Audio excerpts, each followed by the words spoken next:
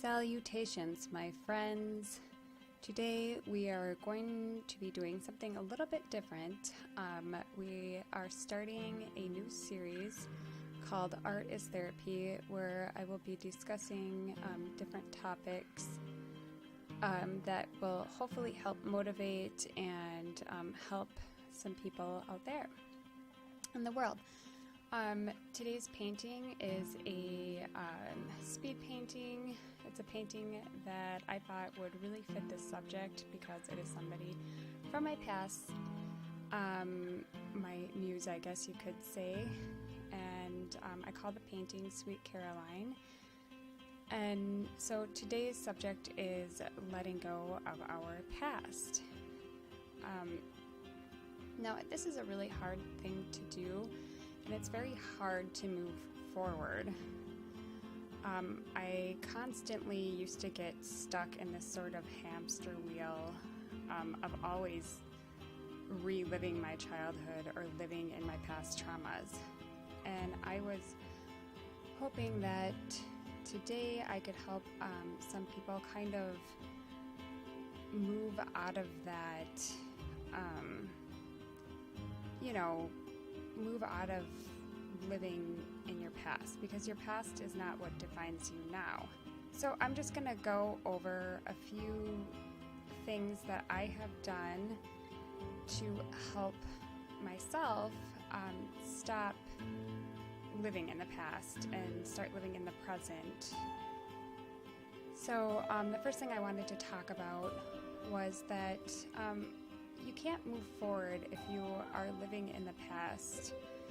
If you are constantly living in your past, this is what will keep replaying in your future. And by that I mean, if what you think,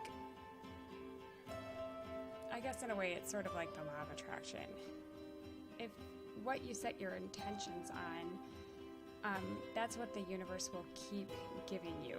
The universe will keep giving you what you got in your past. Let's say you went through a really bad breakup and you constantly keep thinking about this really bad breakup. Well, how are you supposed to move forward and maybe have a really healthy, great relationship now if you keep replaying those same past things that happened to you? If you allow those things to live in your mind, it will only steal your joy. Your past doesn't define who you are. What happened to you then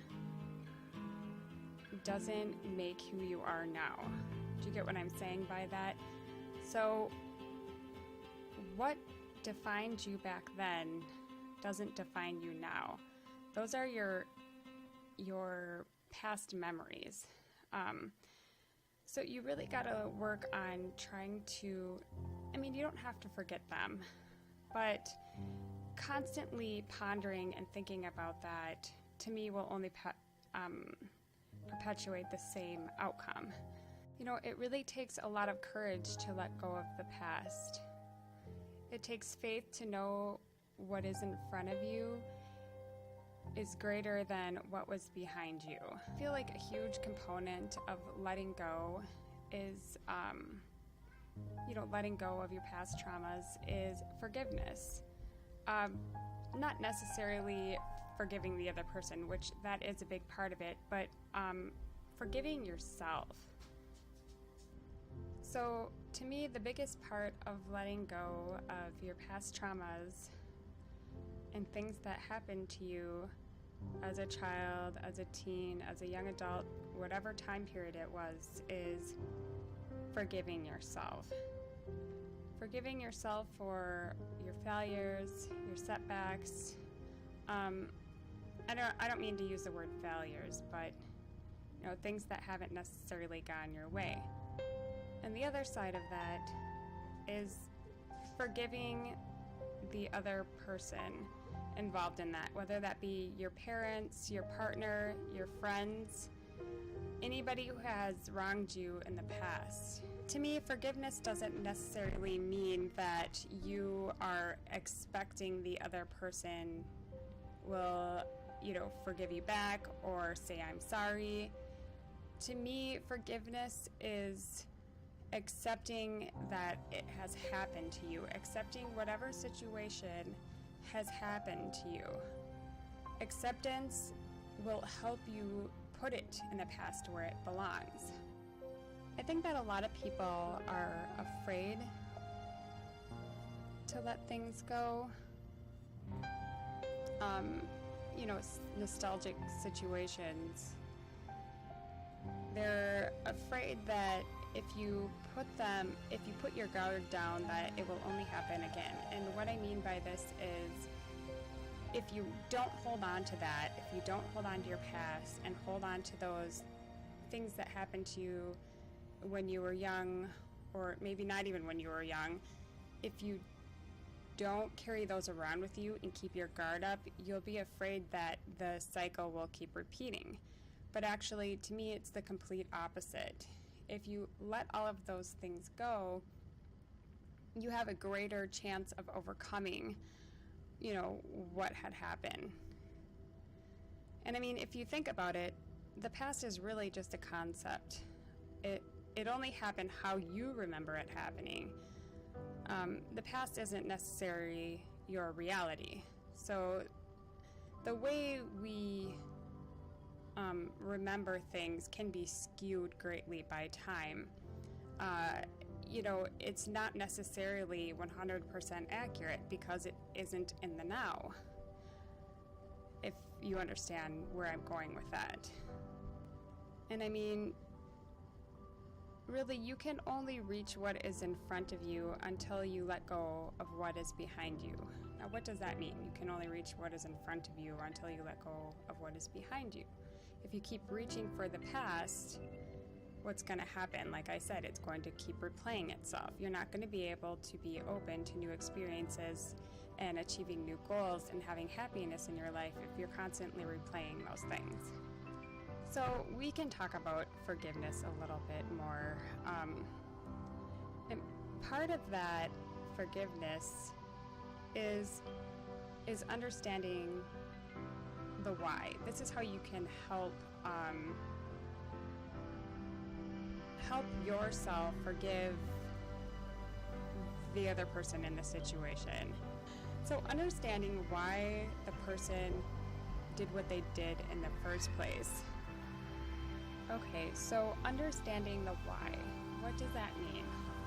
Let's say you had a parent who neglected you as a child, and I can completely relate to this because my parents worked a lot, and I a lot of the time felt very neglected. I mean, well, because in my point of view, I was. But how did I let go of that? By understanding why I felt that way or why that happened. Well, if they didn't work as much as they did, we wouldn't have had food on our table, we wouldn't have had clothes on our back, we wouldn't have had the things we needed to live.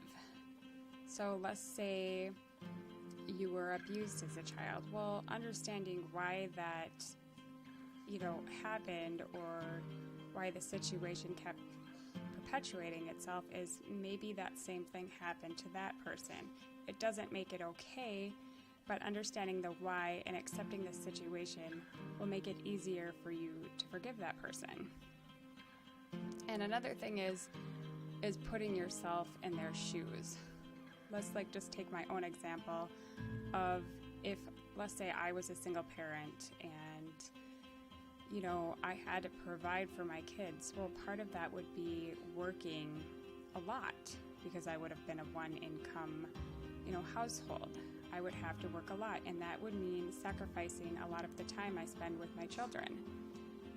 So, these are just some examples, and really, it's almost putting yourself in their shoes is almost like how you have empathy for other people. I mean, you don't have to have empathy for the person that hurt you, but, it's just kind of how you would look at a starving kid and say, how would I feel if I was in their situation? So that's just part of the forgiveness and how you can overcome that. Now, another component of being able to let go of your past traumas and letting go of things that happened to you in your past is finding a lesson in every situation that happened to you, like finding a new point of view and, you know, taking that lesson and turning it into a positive. So what does that mean? You know, what was a lesson that I learned from having neglect? You're probably thinking, well, there's nothing positive you can take away from that. Well, yes, it is. It showed me that the type of work I want to do will allow me to spend a lot more time with my own children. It taught me to be a better person, to be a better parent. So you can take any situation. Let's say you were cheated on by an ex-boyfriend. Well, how can you learn a lesson from that? You can say, I don't want to be that kind of person, and you can do better to whomever you're with next. Or I don't want to look for that same type of person, you know, or let's say you were in an abusive relationship. Well, what can you learn from that? What can you take away from that? It made you a lot stronger person. It gave you, you know, it gave you a relatability factor. You can relate to other people. You can help other people from the situation you've gone through. And you can choose to not go through that again. It can, you know, it helps you be able to find what you do want in a person and not what you don't want. So finding a lesson in every negative situation will, you know, and I don't even like to use that word, in every situation that you've been through in your past. I always try to use positive words, even when talking about not the best situations. You know, I think using the word bad or negative, those type of words will only drag you down. I think another huge component of letting go of your past is expressing your pain. And you can do this through, you know, talking it out with a therapist or a counselor or a friend, or even, you know, even doing artwork. You know, a lot of that is expressing your pain. And what happens when you express it and you don't keep replaying it? You know, you talk about it, you get it out, and what happens from expressing it and getting it out is that you stop reliving it and you start to accept that it happened. And that's part of what I was kind of talking about before. Now, another component of this is that you have to stop being the victim. You have to stop victimizing yourself. Yes, you were probably a victim if it was something really bad that happened. But if you stop saying, I'm a victim, I'm a victim, I'm a victim, and you take that, you know, that vocabulary out of you and stop feeling sorry. You know, I feel like a lot of it is feeling sorry for yourself, you know, feeling sorry that this happened to you. With stop being the victim type of thing, when you stop doing that, that's a part of accepting what happened. And then another component is stop blaming others. I mean, yes, you don't have to take responsibility for the situation. Obviously, that is not okay. But as soon as you start looking at it from different angles and, you know, it can help you stop blaming other people. I mean, if it's not a super serious situation, that becomes a lot easier, obviously. But this is just all small pieces of the puzzle to be able to let go of what has happened to you. And focus on the now. That's another big, huge part of this. If you focus on what's going on right now and the happiness that you're living in, you'll stop perpetuating the past. If you stop living in the past, you can live now. It won't keep replaying itself. So just find the joy in everything. start looking at your world around you right now and find the beauty in it. You know, find the beauty in your relationship that you're in now if it's a good situation. Find the beauty in your relationship with your children or your friends, or how much you love your job, or you love where you live. I mean, just try to find the good in everything, and you'll be amazed at what starts happening. And another thing to think about is, this sounds a little crazy, but it will really help you, is positive self-talk. I kind of touched on this a moment ago where I said, you know, I like to use positive words, and I try to stay away from words like bad or negative or hate or those type of words, because what you think you attract, in my mind, what you think you attract. So if you're constantly doing positive self-talk, it will be easier for you to feel good about yourself and not live so much in the past. So what I do, when I was working through a lot of things that I was trying to let go of, every morning, I'm not kidding, I would listen to these like guided affirmations. There's plenty of videos. I can list them down below that I used to really like, and I would repeat what they said, and then eventually I made my own, and I would recite positive affirmations to myself in the mirror every morning, like, you are beautiful, you are kind, you are a good person, like that type of thing. And not only that, not just doing affirmations, but always trying to have positive self-talk. Let's say you do something that isn't the smartest choice or isn't the best thing. A lot of people would say, oh, I'm so stupid, or, you know, you have bad self-talk. You want to really try to not do that, because what you're doing is actually using whatever had happened to you. Let's say you had a teacher call you dumb. You're digging into your subconscious, and you're pretty much acting as though you were that dumb child. I mean, I don't mean to say that, but you're acting as though you were when you were a child. You're reliving those traumas every time you say something like, oh, I'm so stupid, or I'm so fat, or, you know, try to not do that. Even as petty as that and small as that seems, that will make a huge difference in the way you feel about yourself and the way you can create your reality in the now. Another huge thing is sometimes when somebody has really hurt you in your past and has done something that, you know, in your mind maybe you can't forgive, but, you know, that's part of this whole process, is getting over those hurdles and obstacles, is creating distance from the person or the situation. I mean, it's kind of like out of sight, out of mind. I have had multiple situations where I just had to let go of that person for the time being, and if they're meant to be in your life, they will come back into your life. I mean, family members, I mean, my own sister that I had to create a lot of distance with because of situations that weren't the best for either of us. Not for me or not for her, or even with my own parents. You know, sometimes for you to grow, you have to create distance between you and that person, and then maybe down the road when you can start speaking them to them again, you will be so much better of a person, so much stronger. So if anything ever had happened again, that you would be able to, you know, much easier, you know, easily, or I don't know how to say that, get over that situation. So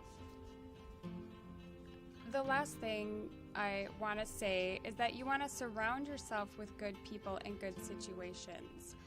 The more good you have in your life, the more good will come of it. The more opportunities will come. The more peace of mind will come. So hopefully all of these things that we've discussed today can help you get over your past and let go of it. I wasn't able to finish the painting on camera. I'll just show a couple of shots.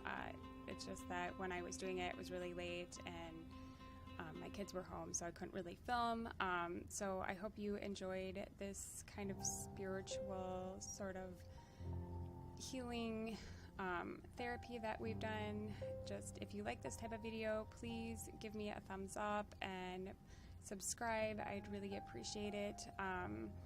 And then I'll know if you guys really enjoyed these type of art is therapy videos where we talk about different goals or different ways of getting over things.